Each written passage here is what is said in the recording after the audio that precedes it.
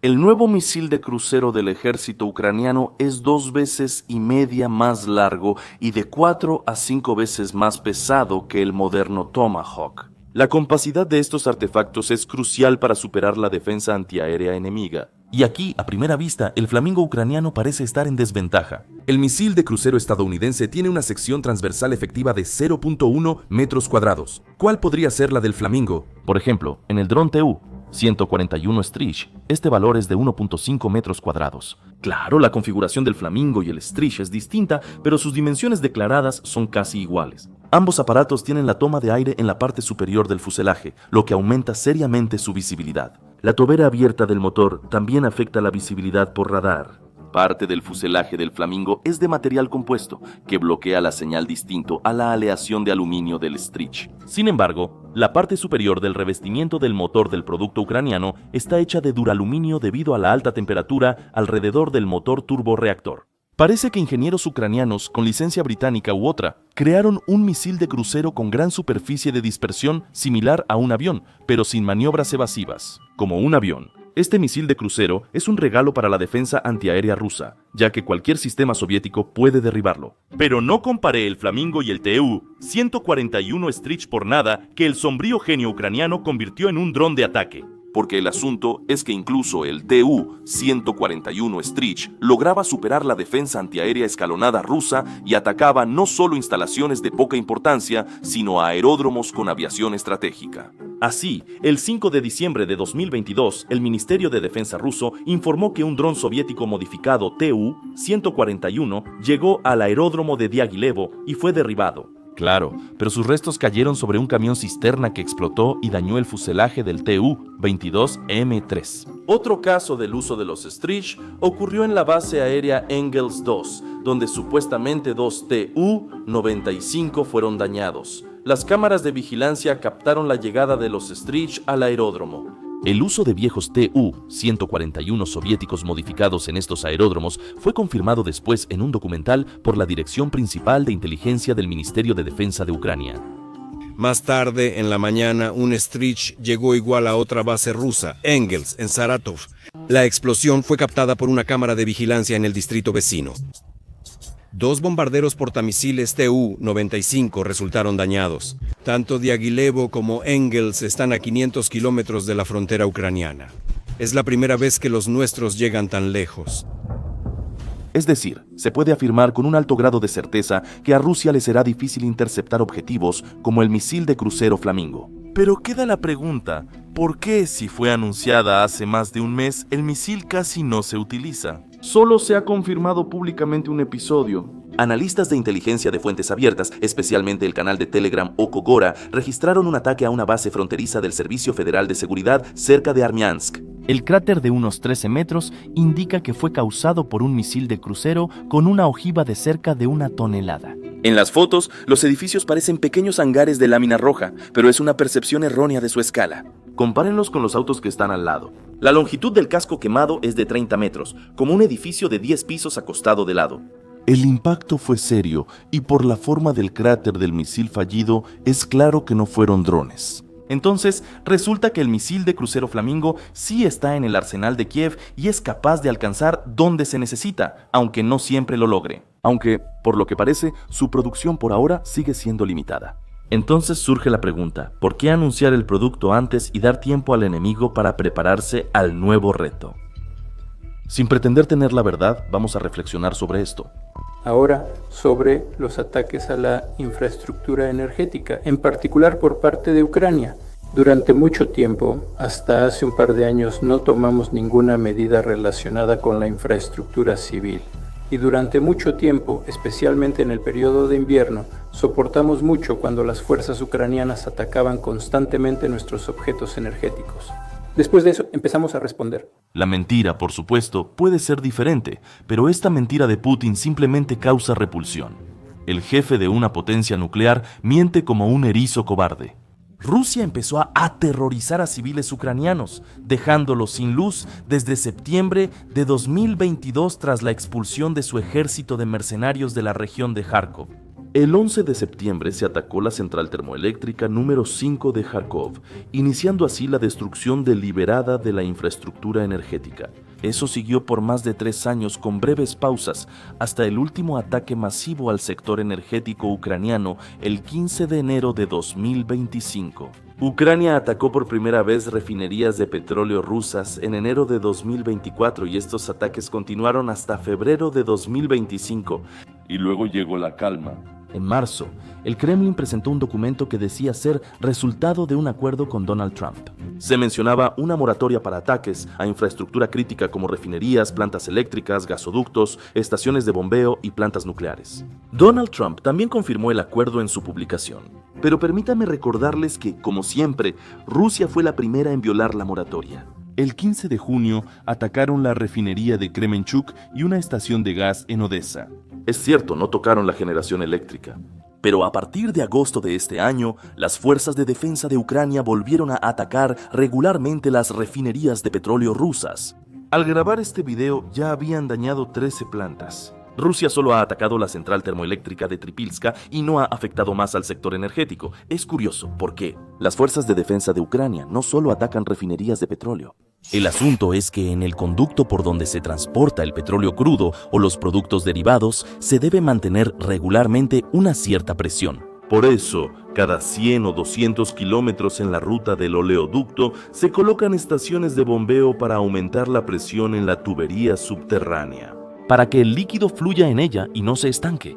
Y así resultó que toda la infraestructura de los oleoductos de productos petrolíferos pasa cerca de Ucrania, justo en la zona de alcance del hipotético complejo de misiles Sapsan, cuya potencia basta para inutilizar toda la infraestructura subterránea de la estación. Si se destruye la estación principal de bombeo de petróleo en estos puntos, Rusia no podrá transportar hidrocarburos a los puertos principales para exportar combustibles y lubricantes. Este video mío del 21 de mayo de 2024 provocó muchas críticas. Dicen que todo es 3D, todo explota, pero solo son fantasías. Bueno, ya estamos en 2025, así que analicemos mis antiguas fantasías. Este año, drones de las Fuerzas de Defensa de Ucrania atacaron 2 estaciones de bombeo en Krasnodar, cortando el suministro de petróleo al puerto de Novorossiysk. Luego, un ataque exitoso a la importantísima estación de bombeo de petróleo de Vitorovo. En el esquema se puede ver el papel que desempeña en todo el sistema. Luego atacaron la estación de bombeo Nikolskoye en Tambov. Tampoco olvidemos el ataque a la estación de bombeo Unecha, que no agradó a húngaros ni eslovacos. Principalmente, solo menciono los ataques exitosos. Drones ucranianos intentaron atacar otras estaciones de bombeo de petróleo, como Kaleikino, pero no lograron su objetivo. Esto no es el final. En mi mapa, imaginé más estaciones de bombeo de petróleo destruidas. Veamos, quizás se haga realidad. O sea, mi suposición de que los oleoductos y poliductos de Rusia son una infraestructura sumamente vulnerable y que Kiev definitivamente se ocuparía de ellos resultó ser correcta.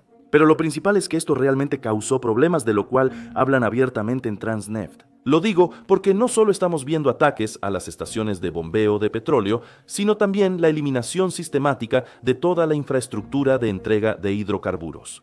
Durante mucho tiempo soportamos cuando las fuerzas ucranianas atacaban constantemente nuestros objetos energéticos. Después de eso empezamos a responder. Y estamos respondiendo, por supuesto, digamos de manera seria. Rusia, que comenzó la guerra contra Ucrania en 2014 y lanzó una invasión a gran escala en 2021, desde los primeros días de la invasión a gran escala, atacó depósitos de petróleo y refinerías ucranianas. Por eso, cualquier formulación como respuesta de Rusia a los ataques de Ucrania es, de entrada, propaganda y además asquerosamente cobarde. En realidad, es Ucrania la que responde a la agresión, atacando las refinerías de petróleo, respondiendo al terrorismo diario contra la población civil durante 4 años. Ahora, sin emociones. ¿Por qué Putin, tras daños en 13 refinerías rusas, no lanzó ataques masivos a la infraestructura energética ucraniana y deberíamos esperarlos? Es claro que hay un plan para dejar a los ucranianos sin calefacción este otoño e invierno, probablemente ya elaborado en el Kremlin. El frío en Europa del Este llegará en un mes. Moscú probablemente tiene recursos suficientes para imponer apagones rotativos en Ucrania de nuevo. Sin embargo, hay un factor que puede hacer ajustes en estos cálculos. Se trata del misil de crucero Flamingo. ese mismo artefacto con el que comenzamos nuestro video. El alcance máximo es de 3.000 kilómetros, con una precisión de impacto de 14 metros a esa distancia. La velocidad máxima es de 900 kilómetros por hora. La velocidad de crucero puede variar, y eso no lo voy a revelar. La capacidad de carga ahora es de 1.150 kilogramos. Al principio era de 1.000 kilogramos, pero luego encontramos la manera de aumentarla un poco. Alcance de 3.000 kilómetros. Ahora es difícil saber si las características declaradas son reales. También es pronto para decir que el misil de crucero Flamingo ya es un producto terminado en serie. No olvidemos que el desarrollo del Tomahawk estadounidense tomó 12 años y el J-101 ruso 15. Firepoint logró crear un misil de crucero ucraniano en solo 3 años y medio. Aunque algunas partes se fabriquen bajo licencia, lo importante es que existe, vuela y puede alcanzar objetivos. Eso basta para considerarla un factor de disuasión. Y se puede suponer que, en caso de una nueva etapa del terror ruso contra la energía ucraniana, este factor será tomado en serio. Es posible que Ucrania haya mostrado su nueva arma precisamente por esta razón. Para que en Moscú entiendan, los ataques contra las centrales termoeléctricas y plantas de energía no quedarán sin respuesta. Después de todo, Rusia es igual de vulnerable que Ucrania en este ámbito. El analista Bracken Rasky, especialista en energía e inteligencia de fuentes abiertas, lleva años marcando en Google Maps posibles objetivos prioritarios para ataques en Rusia, según publica en Twitter. Y este es el eslabón más vulnerable de todo el sistema energético de Rusia. Se trata de los Large Power Transformer. De hecho, aquí no hay ningún secreto. Moscú dejó sin luz a ancianos ucranianos, afectándolos directamente. El analista lo explica y el enlace está en la descripción. Rusia depende más de ellos que Ucrania. ¿Qué es un Large Power Transformer? Este aparato enorme pesa unas 300 toneladas y cuesta entre 10 y 20 millones de dólares. Se necesita para transformar el voltaje que recibe de los generadores de la planta eléctrica. El gran transformador de potencia lo eleva para enviarlo por las líneas de transmisión, donde al final también hay transformadores. Quizá ya no sean tan grandes, y esos transformadores reducen el voltaje para entregarlo a los hogares. ¿Quién no sabe que primero se debe aumentar el voltaje? Esto permite enviar grandes cantidades de energía por líneas eléctricas a miles de kilómetros, con solo 3 a 5% de pérdidas. De no hacerlo, las pérdidas serían colosales según la distancia. Como saben, Rusia no es pequeña comparada con Ucrania. Volvamos al mapa de Bracken Rasky, quien marcó los transformadores de potencia más importantes. La desactivación de los cuales de hecho detendría parte de la industria clave de Rusia y provocaría apagones. El experto calculó cuántos transformadores de potencia grandes se necesitan desactivar para provocar prácticamente el colapso de todo el sistema, y son solo 70 unidades. Bracken Rasky volvió a marcar las prioridades en el mapa. Reemplazar un transformador de ese tipo rápidamente es extremadamente difícil, y para Rusia, que está bajo sanciones, es prácticamente imposible. Son costosos y tardan más de un año en construirse. Ni China podría ayudar a la Federación Rusa aquí. Los transformadores de gran potencia más importantes están cerca de la frontera con Ucrania, algo que también entienden en Moscú. Pero antes, Ucrania no tenía la posibilidad de atacar no solo los transformadores de gran potencia, sino también las capacidades de generación, es decir, las propias centrales termoeléctricas y plantas de energía térmica. Pero con la aparición de Flamingo, ahora esa posibilidad existe. No sé qué decidió el Kremlin sobre otra campaña de terror energético contra los ucranianos, pero sí estoy seguro de que Kiev podrá responder. Solo tienen 3 o 4 productos condicionales, así que ahora es un momento clave. Bueno, está bien, tienen esos productos, incluso expertos militares leales a Ucrania. No voy a decir su nombre, encontramos sus comentarios en inglés, en alemán e incluso en ruso. Este misil es tan visible como, discúlpame, una mujer muy maquillada que va por ahí haciendo cosas inapropiadas. Y no se trata ni siquiera de la punta rosa ni de la energía de eso mismo de lo que escribió la política. La propia estructura de este misil es tal que en principio será visible en todos los radares, y para la defensa antiaérea rusa, derribarlo no será ningún problema. Sí. Entiendo que ahora aparecerán los etnikis que dirán que todo esto es en papel, que todo esto es teoría, que todo esto son cuentos de miedo de un partidario de Ucrania. Pero resulta que en 2023, con la aparición del primer vehículo aéreo no tripulado ucraniano, Bober, calculamos correctamente que este y otros drones similares se convertirían en un serio problema para la poderosa defensa antiaérea rusa. Y hoy vemos la confirmación de nuestros cálculos. Rusia no puede proteger las instalaciones estratégicas de refinación de petróleo de los vehículos aéreos no tripulados de baja velocidad. Como mencioné antes, hablamos de la efectividad de los ataques ucranianos a estaciones rusas de bombeo de petróleo y que definitivamente los atenderán. Y ya lo hicieron, y aquí está. Transneft advierte a las compañías petroleras sobre una posible reducción en el suministro de petróleo a través de sus oleoductos debido a los ataques ucranianos. Los Setnikis también pueden reírse de este video. Pueden reírse cuando sus fuerzas aeroespaciales, incapaces, ataquen de nuevo la infraestructura energética ucraniana, esperando quebrar la voluntad del pueblo ucraniano. Pero quiero advertirles, cuando ellos, como los automovilistas que hoy graban videos indignados por el alza y escasez de gasolina, graben videos similares sobre apagones repentinos, que no se olviden de dos cosas. Primero, sus preguntas retóricas sobre por qué ocurrió esto y de dónde surgieron esas interrupciones parecerán tan ingenuas y ridículas como las quejas actuales por la falta de combustible. Además, casi nadie verá sus videos. El internet casi no funciona sin luz. ¿Por qué tanto alboroto? No está claro, es artificial, 100%. Gorlovka, ¿qué ocurre con la gasolina? Estoy sorprendida. En algunas gasolineras solo con vales. ¿Qué es esto, la Unión Soviética o qué es esto? Caray, ¿qué onda con estos precios? ¿Qué son esos números? Dicen que también habrá problemas con el combustible. Pasaron las elecciones y subieron los precios, ay Dios. ¿Alguien puede resolver este problema? Explíquenme, por favor, ¿cómo es posible que en un país donde se extrae petróleo y se produce gasolina, digamos, se haya acabado la gasolina? Hola amigos, ¿cómo están con el combustible? La segunda cuesta 90 rublos, la quinta 96. Dios mío, hubiera preferido no ver eso. Teníamos 58 en el 92 y ahora 71.80. Se rumora que simplemente no hay gasolina. No olvidemos que esto es solo el principio, amigos. Esto es solo el principio. Probablemente en algún momento resuelvan la escasez de combustible. Sí, el precio de la gasolina será más alto, pero el mercado lo resolverá. Ya saben cómo es.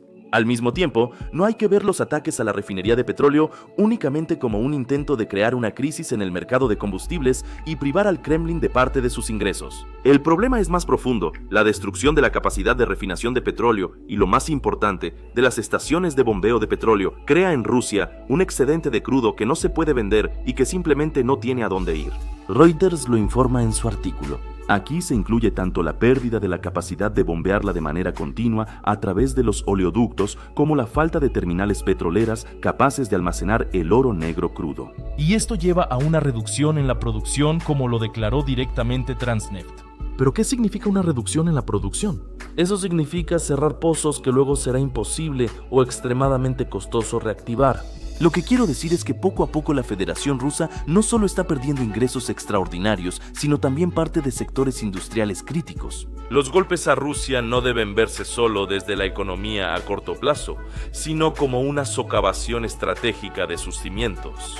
No lo digo para hacer entrar en razón a los Setniki enloquecidos, ni para señalar que la operación militar especial no salió como se planeó. Más bien, me refiero a que una Rusia aislada, aunque esté perdiendo su base de recursos muy lentamente, inevitablemente caerá en una dependencia cada vez mayor de su hermano mayor chino, quien, créanme, no perderá la oportunidad de usar ese recurso en su propio beneficio. ¿Cómo exactamente? De eso hablaremos en el próximo video, no se lo pierdan. Aunque como siempre, ustedes deciden 0